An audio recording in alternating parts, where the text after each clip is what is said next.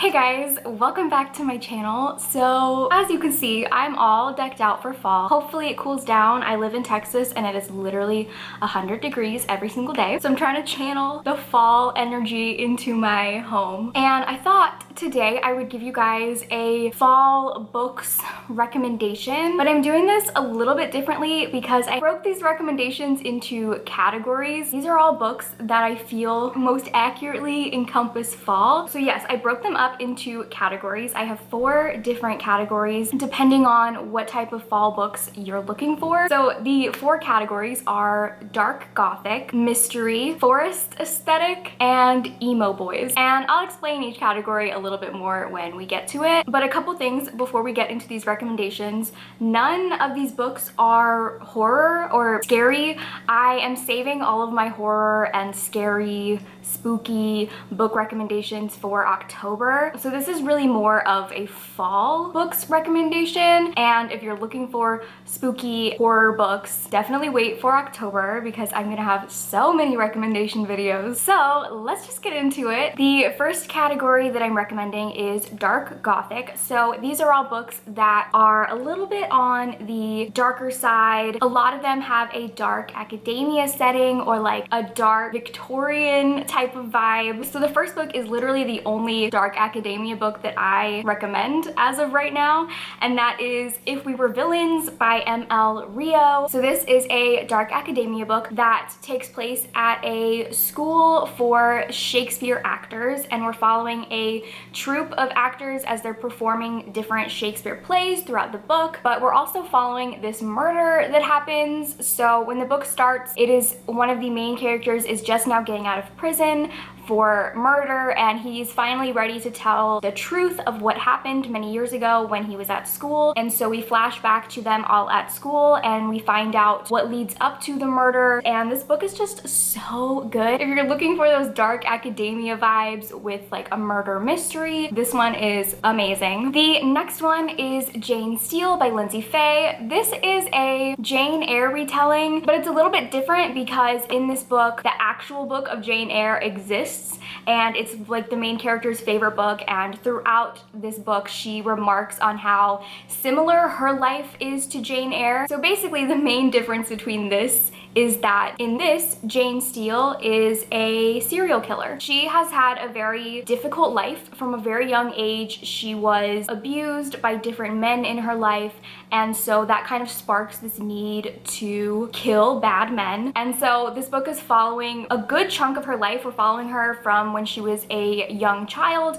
I think all the way into her 30s, and I just loved this so much. Jane Steele is such a fantastic main character. Her voice is so incredible. This one takes place in Victorian London, which kind of gives it that gothic vibe. It's very dark, very atmospheric, and I just love this book so much. The next one is A Lesson in Thorns by Sierra Simone. This is a gothic romance book about secret societies and rituals. We're following this group of 6 friends who were all friends when they were young kids, and then they kind of went their separate ways, and now they're all adults and they're being brought back to this manor where they spent time together as kids, and they're sort of uncovering this mystery about their parents and a secret society that they were a part of. It's also a polyamorous romance. They all kind of have relationships with each other, and I really love this book. It definitely has those dark, gothic, sort of almost dark academia vibes, but it doesn't take place in a school. But the main character is a librarian. And yeah, if you're looking for something gothic but also romance and sexy, I definitely recommend this one. Another one that I would recommend if you're looking for a sexy gothic romance is The Headmaster by Tiffany Rees.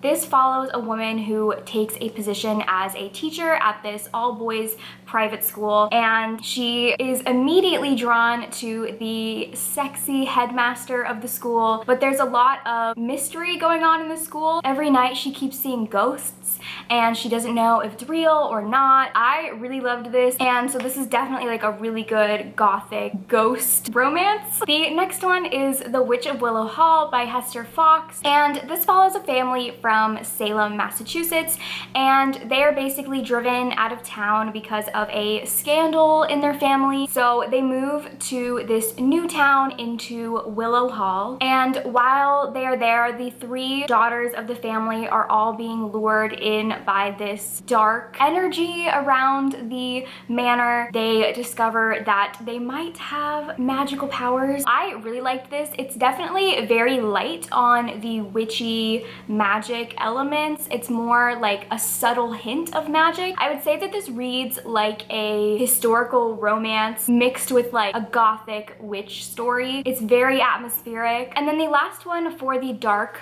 gothic category is The Beautiful by Renee Athier. This is a dark historical book that follows this woman who moves from Paris to New Orleans. She finds herself thrust into this world of a secret society, and there's also a murder mystery plot because there is a serial killer going around New Orleans and killing women, and the serial killer seems to have set its sights on the main character. I really loved this. If you guys saw my reading vlog where I read this book, you will know that I enjoyed this so much more than I thought I was, because I had no idea that this was a gothic secret society book. I thought it was just a vampire book, but it really served all those like secret society gothic vibes, and it was great. So if that is something that interests you, I definitely would recommend picking this up. Okay, so the next category is mysteries. I wanted to keep these more to like actual mysteries and not necessarily thrillers. So the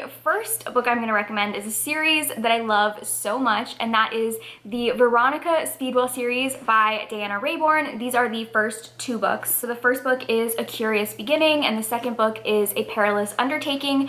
These follow Veronica Speedwell in London in the 1800s. Veronica is a scientist. Basically, at the start of the book, she is almost abducted, and she is rescued by a friend of hers who offers her sanctuary with one of his friends who is a natural historian. And while she is hiding out, the friend who helped her is murdered. So now her and the historian Graham Stoker go on a journey to solve his murder and find out what happened to their friend. And that basically launches the whole series of these two characters solving mysteries together. And it's so much fun. They have such an incredible slow burn romance. Every time I talk about the series, I have to mention the slow burn romance because it's one of the best ones I've ever read. And every book is just a lot of fun. All the mysteries are a lot of fun, and I really love Veronica as a main character, and I love Stoker as a love interest. He is super grumpy. They definitely have like a sunshine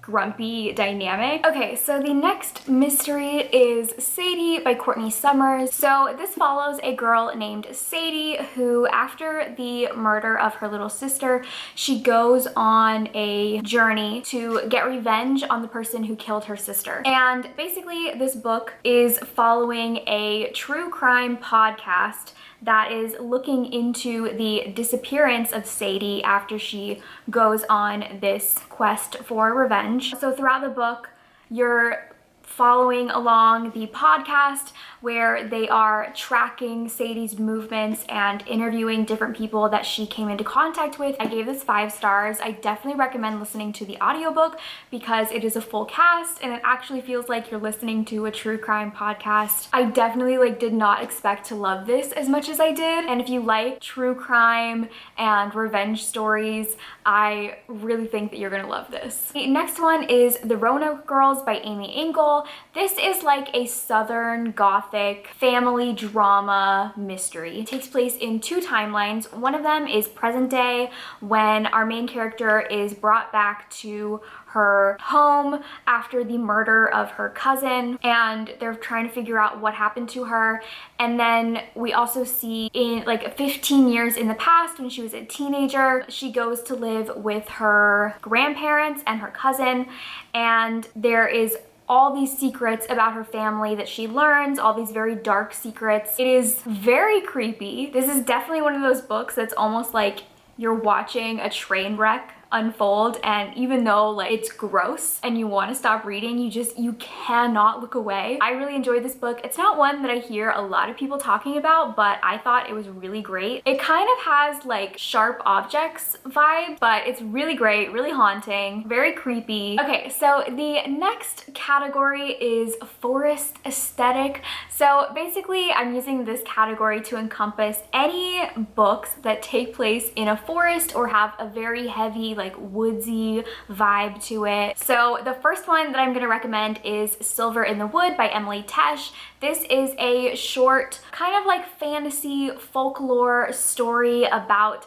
this man who lives in the woods, and there's this huge like legend about him. He's thousands of years old. He controls the woods, and then there is a man who buys the house that is right on the edge of the woods property, and they end up having a romance with each other. It is such a great book. I feel like it has a lot of the like cottage core vibes. There are different like forest creatures, like the trees are alive. I gave this book 5 stars. I really love it if you're looking for a quick nature atmospheric read. It's really great, really whimsical, really fun. The next one is probably one of my all-time favorite books, and that is Strange Grace by Tessa Gratton.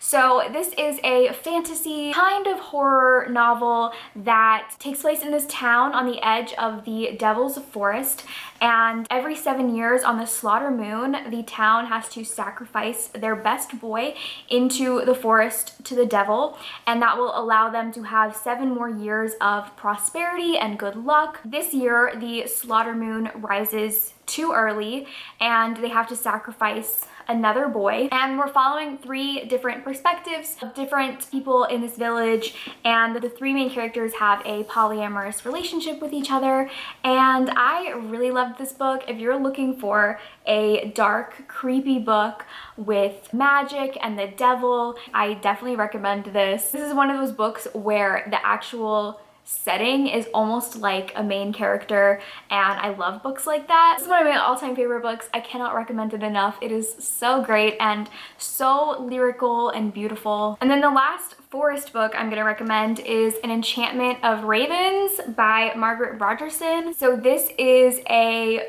fantasy fae book about this girl who is a painter, and she is commissioned by the Autumn Fae Prince to paint a portrait of him, but she accidentally paints humanity into his eyes. She gives him a very human-like expression in his painting, and that is not okay in the Fae world. So she's basically brought to trial. And part of this book is like a journey story through the Fae realms. They go through like the different courts, and I really loved this book. It is super atmospheric. Obviously the guy main character in this is the Autumn Prince, so there is a lot of fall, autumn vibes in this. I definitely preferred this book to Sorcery of Thorns. I didn't really like that one, but this one I love, and I definitely recommend if you're looking for a fae story that has a lot of fall elements in it. Okay, and now my last category, which is probably my favorite, emo boys. I didn't fully know what this category was gonna be, but all 3 of these books kind of have very similar vibes to me, and then it clicked. They're all about very emo boys who probably wear a ton of eyeliner. So the first one is The Monster of Elendhaven by Jennifer Geisbridge. This is a dark fantasy novella that follows a monster and a sorcerer as they team up to get revenge on people who wronged them, and it is queer. They have a relationship with each other that is really great, and I think this book balances the line between being very, very dark and bloody and gruesome and also hilarious. It is so funny. This was one of my favorite books that I read last year, and I really loved it. Love these emo boyfriends. Then the next one is Prosper's Demon by KJ Parker. This follows an exorcist whose job is to go around the kingdoms exorcising demons, but he is actually occasionally possessed by a demon. He discovers that one of the kingdoms, Prosper's, is being possessed by a demon, and so he kind of has to decide if he wants to exorcise the demon, which could potentially kill the Prosper, or if he wants to let this very powerful man in the society be possessed. And he's a very morally gray character. I would almost consider him a villain. He doesn't really have a lot of humanity left. He doesn't really care about people and who lives and who dies. And I really, really enjoyed this book. And then the last emo boys book, which is probably the ultimate emo boys book, and that is The Wicker King by Kay Ingram, my favorite emo boys.